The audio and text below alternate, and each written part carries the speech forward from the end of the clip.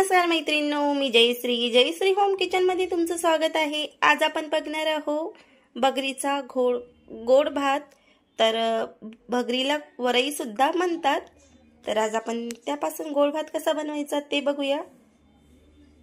तर इथे मी 1 वाटी भगर घेतलेली आहे, 1 वाटी गूळ घेतलेला आहे आणि सुके मेवे घेतलेले आहेत, काजू, बदाम आणि विलायची। सोप तुम्ही उपवासाला खात असल्यास तरच टाका किंवा स्किपही करू शकता। आणि त्याचबरोबर मी चवीनुसार मीठ आणि साजूक तूप सुद्धा घेतलेला आहे। तर सोबतच साजूक तूप सुद्धा घेतलेला आहे। तर बनवायला सुरुवात करूया। तर सुके मेवे मी थोडे कट करून घेतलेले आहेत आणि विलायची सुद्धा सोलून घेतलेली आहे। तर बनवायला सुरुवात करूया। तर पातेल्यामध्ये मी 1 चमच तूप घातलेला आहे। यावर आपल्याला सुके मेवे विलायची घालायची आहे। तर यावर सुके मेवे घालून घेऊया आणि छान असं फ्राय करून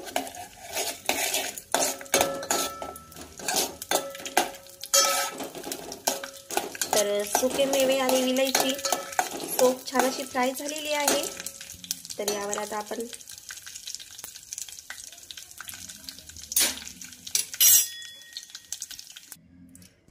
आता पाणी घातलेलं आहे। पाणी छान असं उकळे येऊ द्यायचं आहे आपल्याला। तर भगर स्वच्छ अशी धुवून घेऊया। तर भगर अशी स्वच्छ धुवून झालेली आहे आणि इथलं पाणी सुद्धा पातेल्यामधलं छान असं उकळलेलं आहे।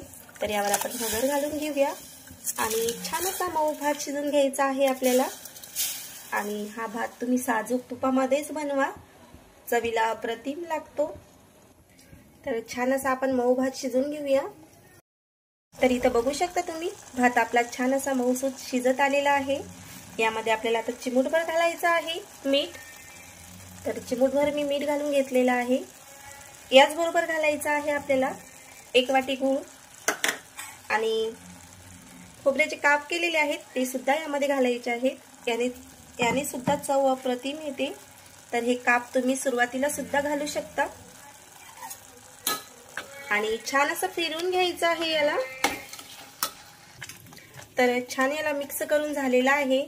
यावर आता झाकण ठेवून मंद गॅसवर मस्त हा भात शिजून घ्यायचा आहे। तर इथं बघू शकता छान असा भात मऊसूत शिजलेला आहे आणि अतिशय छान सुद्धा झालेला आहे। तर सर्व करून घेऊया। तर रेडी आहे आपला उपवासाचा गुळ भात। तर कशी वाटली मग तुम्हाला रेसिपी नक्की कमेंट करून सांगा। आवडल्यास लाईक करा, शेअर करा, सबस्क्राइब करा आणि बेल आयकॉनला सुद्धा प्रेस करा, म्हणजे माझे नवनवीन व्हिडिओ तुमच्यापर्यंत पोहोचत राहतील। आणि ही रेसिपी नक्की एक वेळेस बनवून खा। उपवासाला अतिशय छान अशी रेसिपी आहे आणि टेस्टी सुद्धा आहे। धन्यवाद।